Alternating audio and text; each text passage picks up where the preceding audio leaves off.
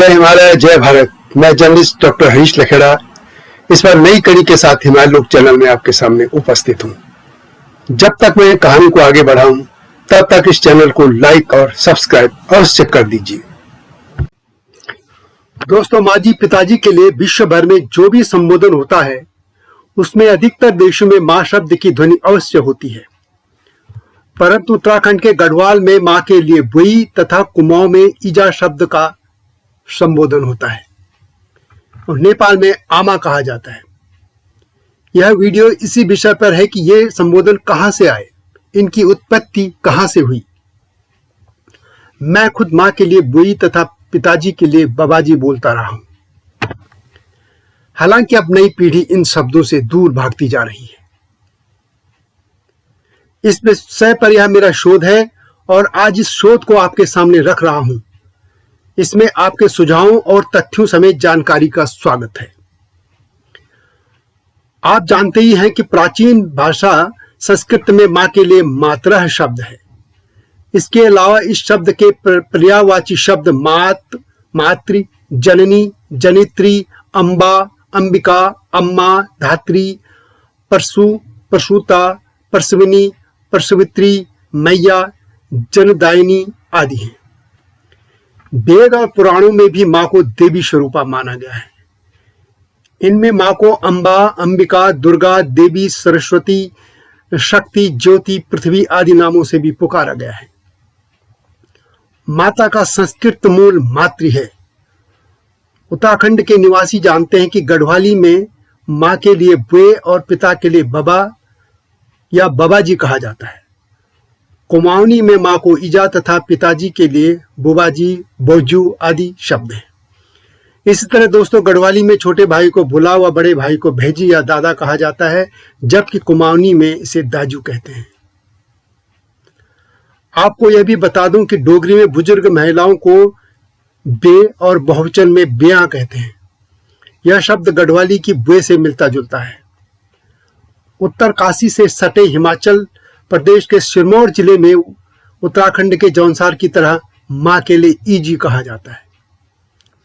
उत्तर काशी में बई कहा जाता है और गढ़वाल में पिता के लिए जो शब्द हैं उसी तरह के शब्द भी नेपाल और आदि इलाकों में भी हैं।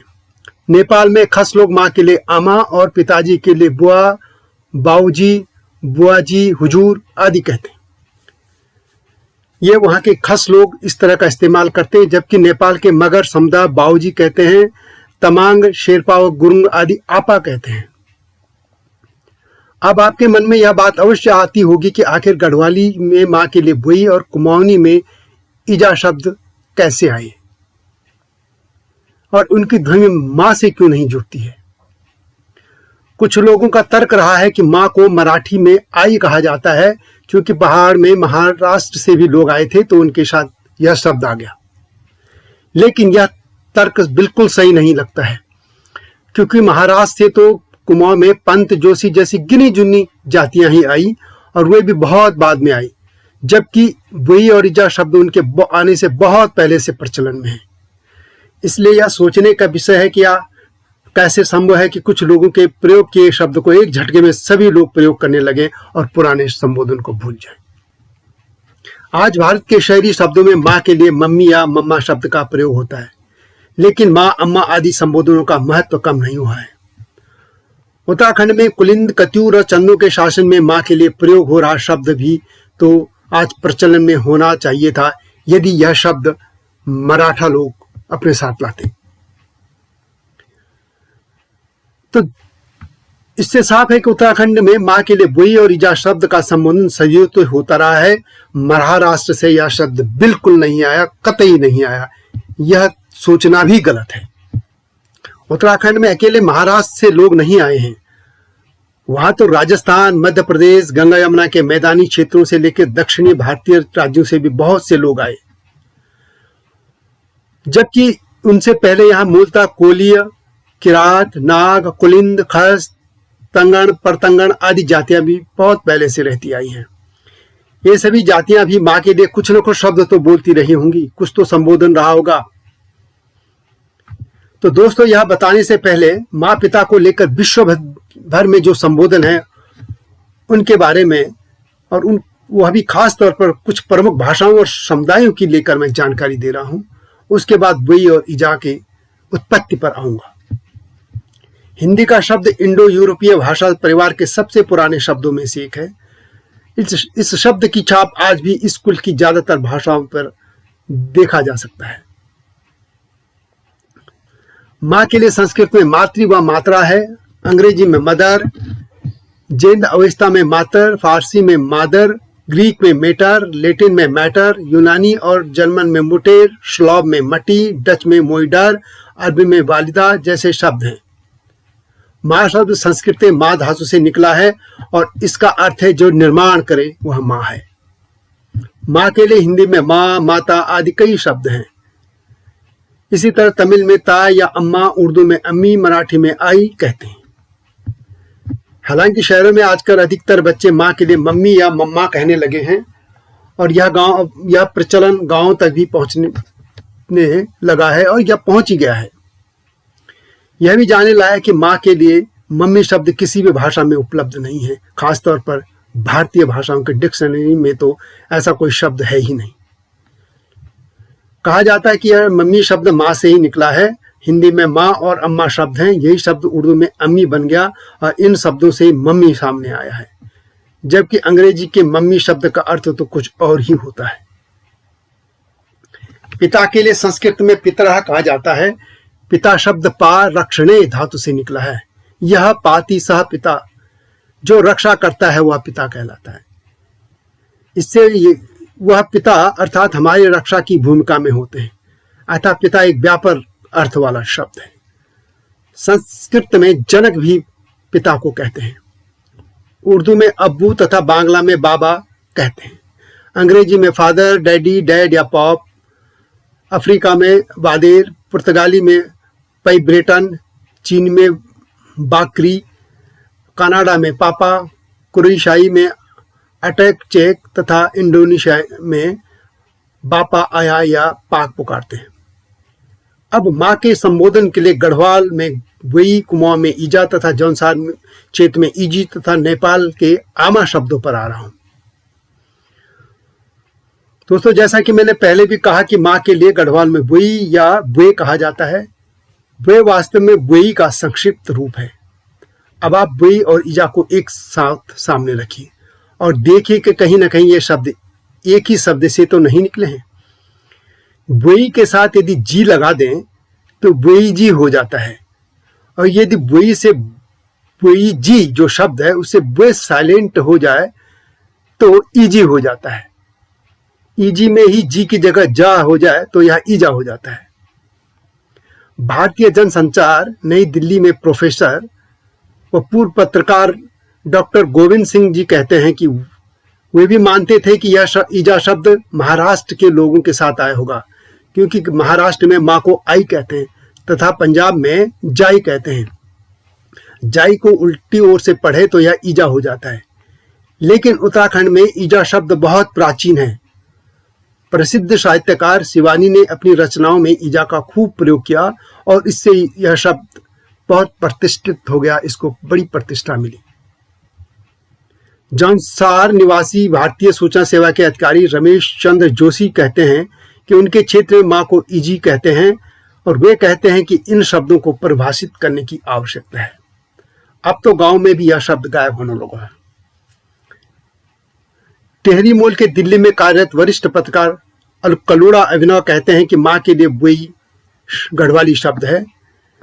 अलग अलग क्षेत्रों में इसके उच्चारण की शैली, लहजा भिन्न भिन्न हो सकते हैं, लेकिन अर्थ एक ही है। अब नई पीढ़ी बुई बोलने में शर्म महसूस करती है।